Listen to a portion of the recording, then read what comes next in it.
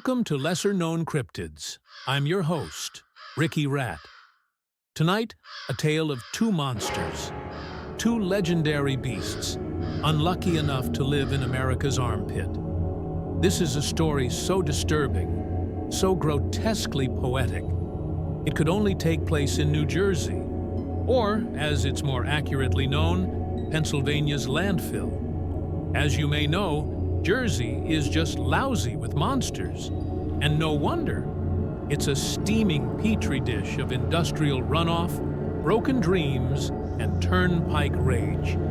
From this hellhole has slithered some of the vilest creatures ever to snarl into a microphone. Sister Souljah, Bruce Springsteen, Brian Williams. The list goes on, but frankly, I've only got so much bourbon.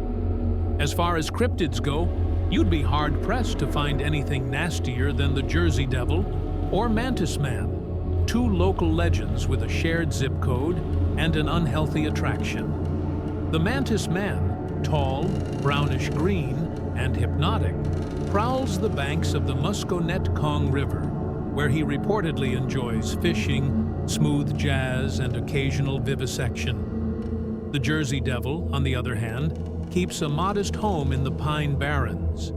He hates jazz, isn't huge on vivisection, but is always up for some friendly mutilation. In tonight's episode, we'll stitch together eyewitness accounts, questionable probabilities, and utterly unverified rumors, all shaken together like a Molotov cocktail of assumptions, with just enough dramatization to sex it up without bending the facts. Let's begin. Our story picks up beside the Musconetcong River, a place best known for two things: rusted shopping carts and an unusually high concentration of amateur tattoo shops. It was here, just past midnight, that a local man named Daryl Stumps McAllister claims he witnessed what he described as a real horror show between what looked like Satan's goat and a cockroach on meth. Stumps had been night fishing, or possibly hiding a body, reports vary, when he heard the sound of twigs snapping, wings flapping, and what he insists was the unmistakable sound of someone humming Careless Whisper. "I thought it was two opossums fighting over a hoagie," said Stumps. "Then I saw 'em, claws and horns and eyeballs and teeth. They were going at it like ex-wives at a funeral." Eyewitness descriptions vary. One camper described the Jersey Devil biting Mantis Man right on the neck like he owed him money. Another claimed Mantis Man gave off a flurry of karate chops that could leave some nasty bruises. Local drug enthusiast Moesha Snaggletooth Bell claimed to have felt a disturbance in the forest that night. I was watching my stories on the Betamax when the air got thick, like soup.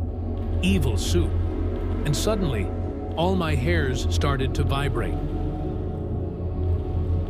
As the scuffle escalated, strange phenomena were reported across the Pine Barrens area.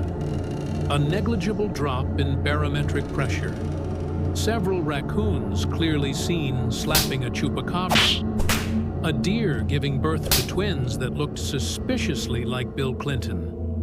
And then, just like that, it ended. Some say the Jersey Devil flew off in a tiff, wings tattered, but ego intact. Others say the Mantis Man simply phased out of our reality, like Neil Young or Robert De Niro. Either way, what remained was a clearing full of claw marks, a tree splattered with sticky goo, and a musk so potent it would stand out even in Chicago. The fact is, witnesses can exaggerate and memories can fail. But I've been around long enough to know bullshit when I hear it, and this ain't it. Truth is easy to see when your heart is pure, but I can see it anyway. And many ancient astronaut theorists believe even stupider stuff, so that's something to think about. What is certain is that somewhere, deep in the filthy woods, two legendary cryptids had shared a moment of pure, primal something. Possibly a battle over turf, possibly over a sandwich. Or perhaps it was a gross and quite violent hookup, as mantis men are known to do. Maybe one of them was named Kevin. How the hell would I know? Well, that's it for this episode of Lesser-Known Cryptids.